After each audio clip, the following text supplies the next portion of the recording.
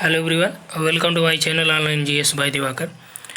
इस वीडियो में हम लोग टीजीटी, पीजीटी और जीआईसी का नेक्स्ट यूनिट है। अभी तक आपने लगभग 6 यूनिट देख लिया है। ये 7वां यूनिट है जिसमें हम लोग ह्यूमन ज्योग्राफी के कुछ इम्पोर्टेंट टॉपिक को क्लियर करेंगे। सबसे पहले हम लोग यहाँ पे सिलेबस को डिस्कस करेंगे और आपकी परीक्षाओं में जो प्रश्न पूछे गए जीआईसी, पीजीटी, टीजीटी इस टॉपिक से यानी ह्यूमन ज्योग्राफी से, उसको भी हम लोग देखेंगे कि किस तरह से प्रश्न पूछे जा रहे हैं और आपकी रणनीति किस तरह से होनी चाहिए पूरा सिलेबस पढ़ने के लिए। क्योंकि किताबें ह्यूमन ज्योग्राफी की ढेर सारी आती हैं, ढेर सारे राइटर्स की आती हैं, लेकिन पढ़ना यहाँ आपको केवल कौन कौन सा है जो आपके सिलेबस में दिया गया। आप देखेंगे पेपर उठा के या प्रीवियस ईयर पेपर घटना चक्र का ले लीजिए, उसको उठा के देखेंगे तो आपको ये पूरा स्पष्ट तरीके से दिखेगा कि कहाँ से प्रश्न पूछे गए हैं, किन किन टॉपिक से पूछे गए। सिलेबस से बाहर आपके प्रश्न नहीं आते हैं। फिलहाल यदि हम पीजीटी की बात करें तो 125 प्रश्न जो आएंगे, तो यहाँ पे 5 से लेकर 10 प्रश्न आप मान के चलिए कि ये सिलेबस से बाहर ही रहेंगे, ठीक।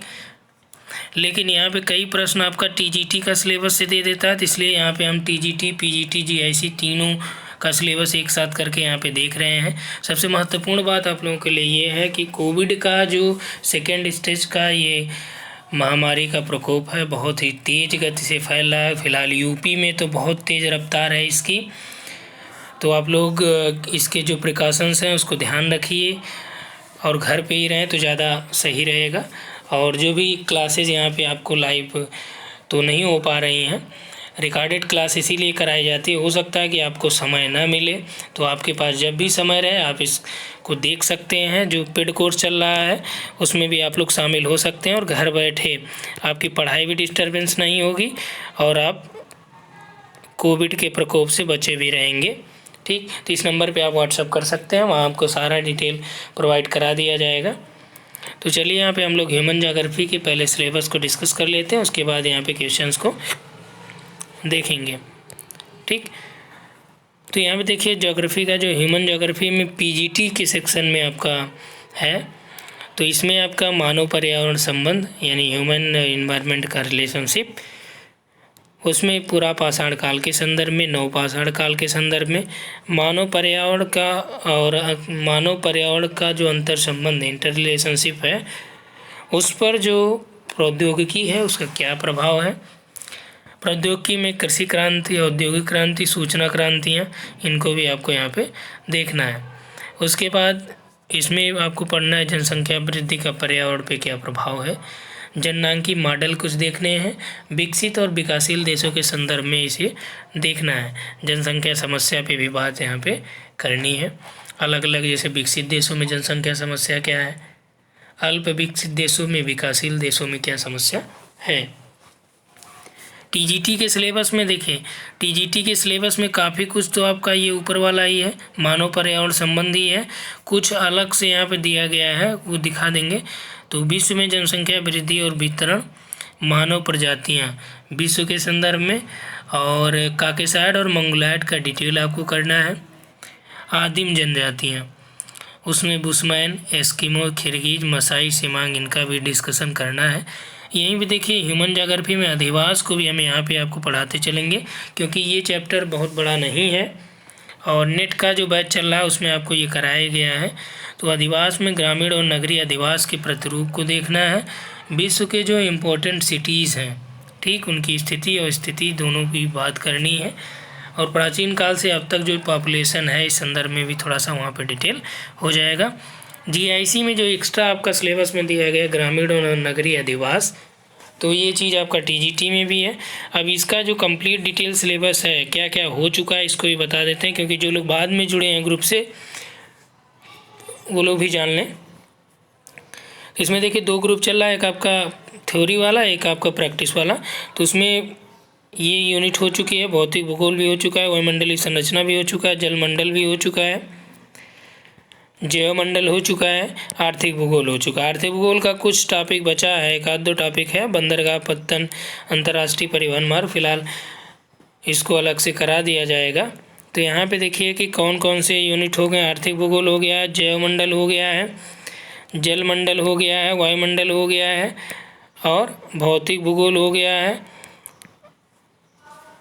और थाट वाला पोर्शन हो गया। तो जो लोग नए जुड़े हैं तो वो लोग यहाँ पे ध्यान दें, यदि इन 6 यूनिट से आपको कोई टॉपिक नहीं मिला है तो आप उसको जैसे जैसे क्या करना है, यहाँ पे आपको एक एक यूनिट का यहाँ पे लिख लीजिए और एक साथ मैं आपको यूनिट भेज दूंगा, तो वहाँ पे आप उसको पढ़ते चलिए।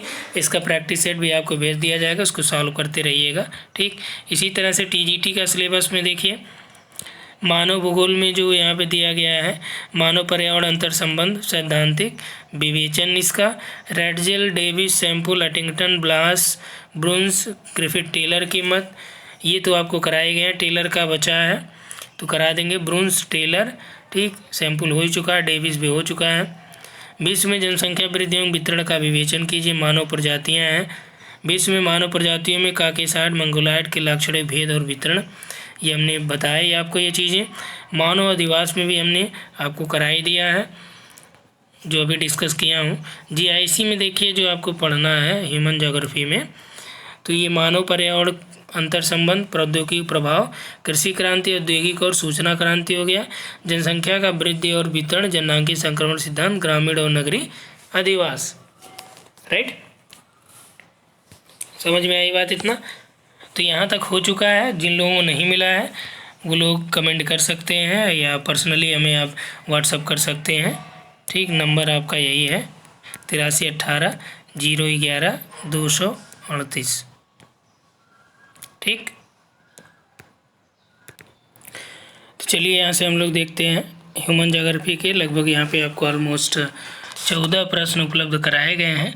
तो यहाँ पे हम लोग उन 14 प्रश्नों को डिटेल में देखेंगे कि इस तरह से आपका ह्यूमन ज्योग्राफी में पीजीटी में, टीजीटी में, जीआईसी में प्रश्न आते हैं।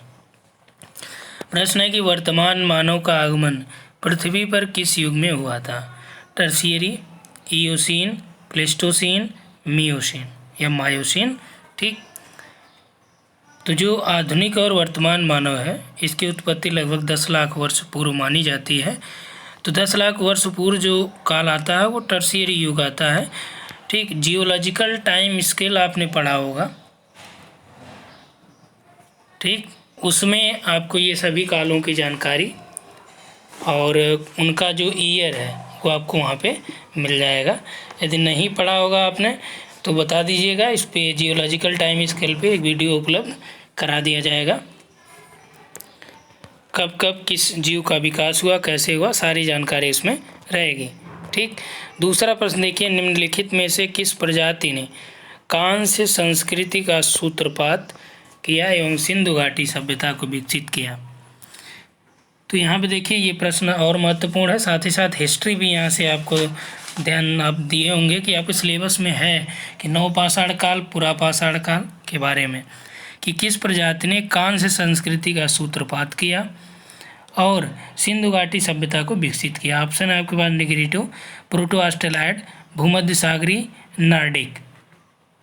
तो यदि हम लोग उत्खनन के द्वारा जो उपलब्ध रिसोर्स हैं या जो इन्फॉर्मेशन है, सूचनाएं हैं, उस पर नज़र डालें तो जो सैंधव सभ्यता यानी सिंधु घाटी की जो सभ्यता है उसकी तिथि अलग अलग विद्वानों द्वारा अलग अलग बताई जाती है। ठीक, फिलहाल जो कार्बन डेटिंग वाली है वो 2300 से लेकर 1750 के आसपास मानी जाती है कि इतने के आसपास सिंधु घाटी सभ्यता का विकास हुआ। तो कार्बन 14 या कार्बन डेटिंग की जो ये तिथि है ये ज़्यादातर सही मानी जाती है।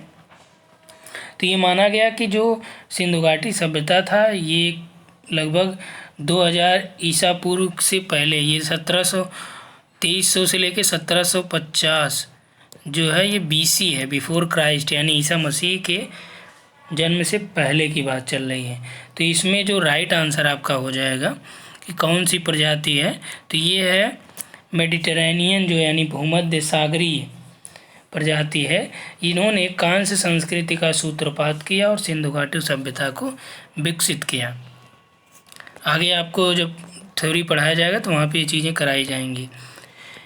किसने प्रजातियों के वर्गीकरण में त्वचा के रंग को एक मानक माना? प्रजातियों के वर्गीकरण में त्वचा के रंग को एक मानक माना किसने? कुवियर, हैडन, टोपिनार्ड, या फिर कोई नहीं। अब देखिए हैडन के बारे में भी हम लोग देखेंगे, टोपेनॉर्ड के बारे में देखेंगे, कुवियर के बारे में देखेंगे। तो यहाँ पे केवल आप ये जानिए किस तरह से प्रश्न आते हैं, थ्योरी में ये सब कराए जाएंगे। तो इसका जो राइट आंसर हो जाएगा कुपियर हो जाएगा। इन्होंने प्रजातियों के वर्गीकरण में त्वचा के रंग को एक मानक माना था और इसी के आधार पर इन्होंने काकेसाइड मानो जो श्वेत रंग का होता है, यानी यूरोपी कह सकते हैं आप, मंगोल जो मंगोलिया वाले क्षेत्र या पूर्वोत्तर भारत, इथियोपिया जो काले वाले हैं। तो इस 3 प्रजातियों में इन्होंने बांटा है, काकेसाइड मानो, मंगोलाइड और इथियोपियाई।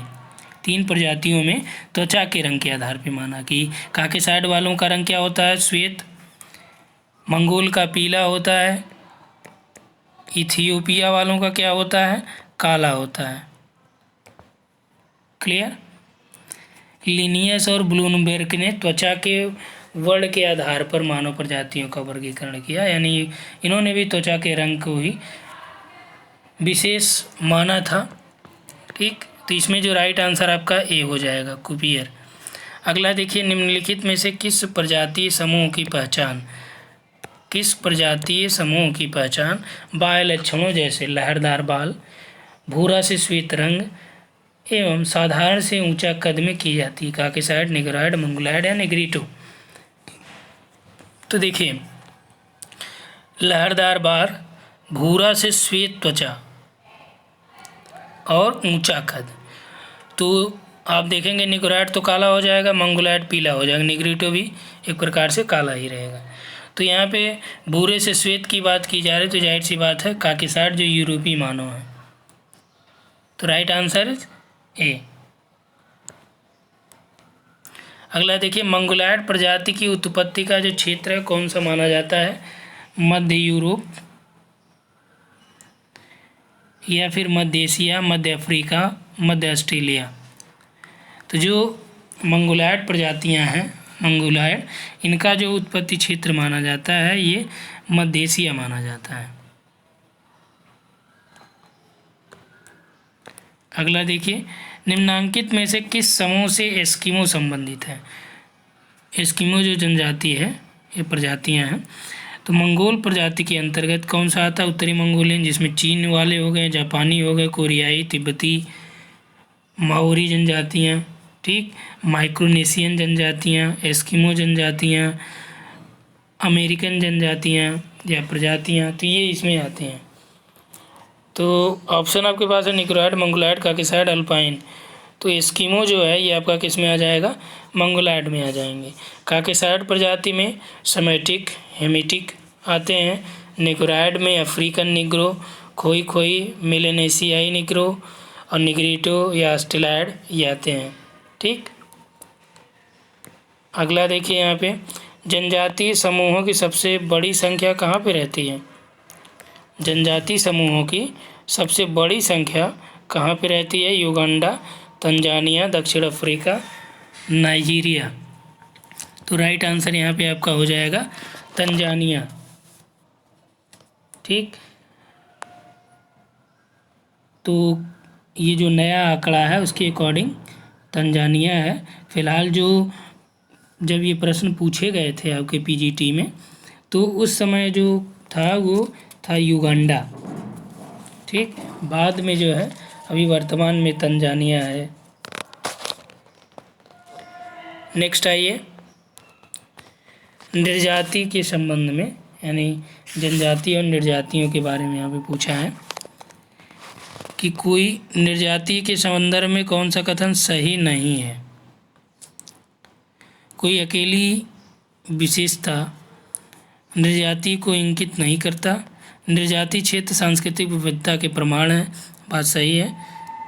भूभागीय पृथक्करण निर्जाति पहचान का एक सबल पुष्टि कारक लक्षण है, भूभागीय पृथक्करण, ये भी सही है। कोरियावासी कोरियाई में रहते हुए एक निर्जाति वर्ग के रूप में पहचाने जाते हैं, यानी इनकी जो विभिन्नता होती है वो होता है अलग अलग। तो यहाँ पे देखिए कि जो ऑप्शन के अकॉर्डिंग हम लोग बात करें कौन सा कथन सही नहीं है, तो ये देखिए, कोई अकेली विशेषता निर्जातीयता को इंगित नहीं करता। अकेली विशेषता निर्जातीयता को इंगित करता, तभी वो एक दूसरे से अलग यहाँ पे पहचान बना पाते हैं या उनको पहचानने के लिए अलग पैमाना इसीलिए रख पाते हैं। ठीक, यहाँ पे नेक्स्ट दिया है नगरों के बारे में।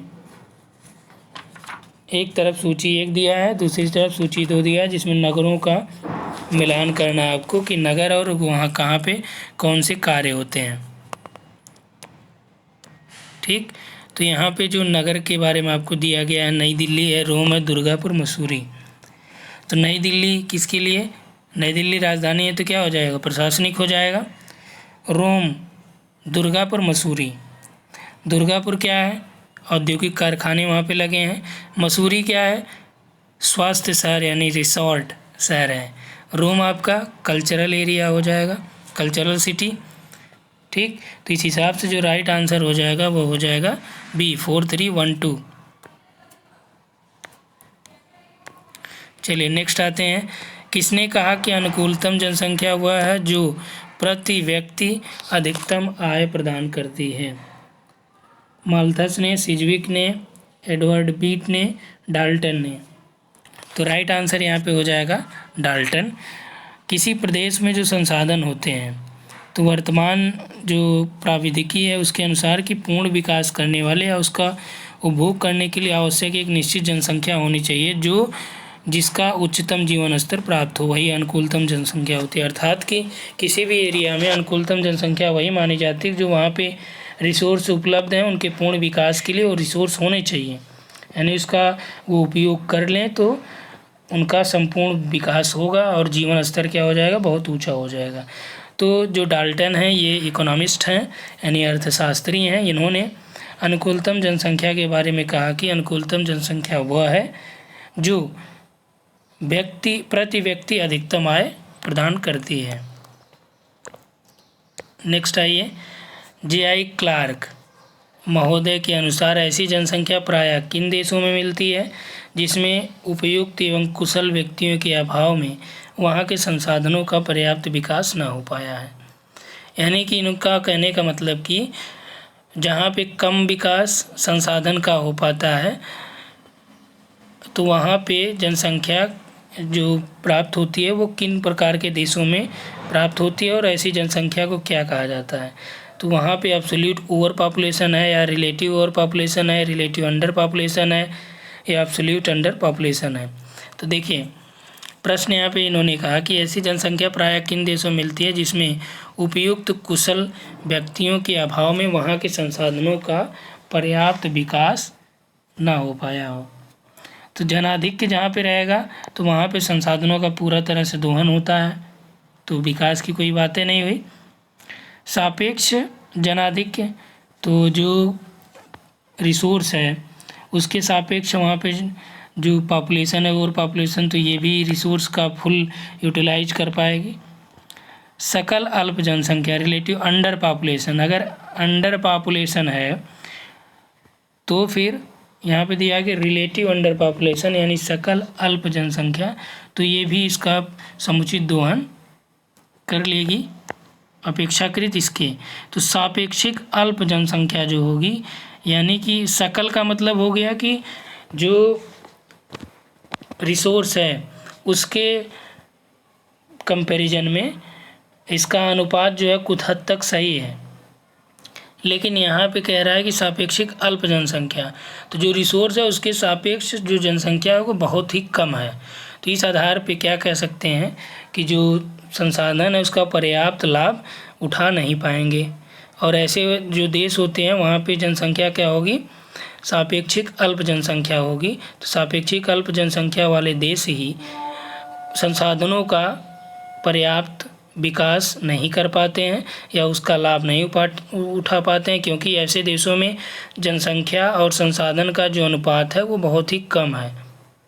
ठीक, यानी विशाल संसाधन की तुलना में जनसंख्या बहुत कम होती है जिससे संसाधनों का उचित दोहन नहीं हो पाता है। तो जब रिलेटिव और एब्सोल्यूट की बात करें तो रिलेटिव अंडर पॉपुलेशन का मतलब होता है कि सापेक्षिक से ज़्यादा उसमें पॉपुलेशन होती है। जनसंख्या के सिद्धांतों पर निबंध किसके द्वारा लिखा गया? ये बुक है यानी an essay on the principle of population किसके द्वारा लिखी गई? मार्क्स, माल्थस, एडम स्मिथ, रिकार्डो। तो राइट आंसर यहाँ पे क्या हो जाएगा? माल्थस ने लिखा है। जनसंख्या की विशेषताओं का वैज्ञानिक अध्ययन किसमें किया जाता है? तो ये आप जानते हैं जननांकी में। आगे देखिए और लास्ट है ये जनसंख्या का क्रियात्मक घनत्व। ठीक, ये जो लोग नेट क्लास में होंगे तो उनको ये कराया भी गया है, वो स्पष्ट तरीके से जानते हैं। सभी प्रकार के जननांकी की घनत्वों के बारे में कराया है मैंने। तो देखिए यहाँ पे फिजियोलॉजिकल डेंसिटी यानी क्रियात्मक या कायिक घनत्व इसे कहते हैं। क्या बोलते हैं? कायिक घनत्व। ठीक, तो जनसंख्या का जो क्रियात्मक या कायिक घनत्व है ये क्या होता है? कुल जनसंख्या एवं क्षेत्रफल का अनुपात है, या कुल ग्रामीण जनसंख्या एवं कुल ग्रामीण क्षेत्रफल का अनुपात है, या फिर कुल शहरी जनसंख्या एवं कुल जनसंख्या एवं कुल क्षेत्रफल का अनुपात है, या कुल शहरी जनसंख्या एवं कुल शहरी क्षेत्रफल का, कुल कामकाजी जनसंख्या एवं कुल क्षेत्रफल का अनुपात है। तो देखिए यहाँ पे कुल जनसंख्या का जो यहाँ पे जनसंख्या का कायिक या क्रियात्मक या फिजियोलॉजिकल डेंसिटी दर्शाता है, तो बेसिकली ये कृषि क्षेत्र का अनुपात प्रदर्शित करता है और कुल जनसंख्या का। तो कुल जनसंख्या और कुल कृषि क्षेत्रफल का जो अनुपात है वह क्या होता है? फिजियोलॉजिकल डेंसिटी होती है कुल जनसंख्या एवं कृषि क्षेत्र का। जबकि आर्थिक घनत्व की बात करें, इकोनॉमिक डेंसिटी की, तो जनसंख्या और उत्पादन क्षमता का अनुपात। कृषि घनत्व की बात करें तो कुल कृषि और कुल कृषि योग्य भूमि का अनुपात। पोषण घनत्व की बात करें तो कृषि भूमि की प्रत्येक इकाई में जितने व्यक्तियों का पोषण हो पाता है तो वो उसका पोषण घनत्व होता है। तो यहाँ पे जो आपका राइट आंसर हो जाएगा कि कुल जनसंख्या एवं कुल कृषि क्षेत्रफल, तो ये क्या हो जाएगा? कायिक घनत्व होता है। ठीक, तो इस वीडियो में इतना ही। तो ये वीडियो यदि पसंद आए आपको और लगे कि आपके लिए यूजफुल है तो कमेंट में और बताइएगा, लाइक करिएगा। कहीं भी कोई कन्फ्यूजन लगे कि यहाँ भी ये नहीं ये होना चाहिए तो आप कमेंट कर सकते हैं, क्योंकि गलतियों की संभावना सभी से होती है। हो सकता है कि कहीं भूल बस कुछ छूट जाए, तो आप कमेंट ज़रूर करिएगा। कमेंट में आपको क्लियर कर दिया जाएगा कहीं भी आपको कोई कन्फ्यूजन लगे तो। फिलहाल यहाँ पर देखिए ह्यूमन ज्योग्राफी में भी अधिवास के एक भी प्रश्न ऐड नहीं किए गए हैं। तो अधिवास के जो प्रश्न इसमें पूछे जाते हैं वो ऐसे पूछ देंगे कि डेल्टा के आसपास किस प्रकार का अधिवास प्रतिरूप देखने को मिलता है, या आदिवासियों की स्थापना के लिए क्या जरूरी है, या झील के चारों ओर बसा जो गांव है वो किस प्रतिरूप का होता है। ठीक, या ग्रामीण अधिवासियों का कार्य क्या होता है, अधिवासियों का कौन सा प्रतिरूप जलोढ़ मैदानों में मिलता है, नदी डेल्टाओं के सहारे कौन सा अधिवास प्रतिरूप मिलता है। ठीक, प्रकीर्ण बस्तियां कहाँ पे मिलती हैं, नाभिकीय ग्रामीण अधिवास कहाँ पे देखने को मिलता है।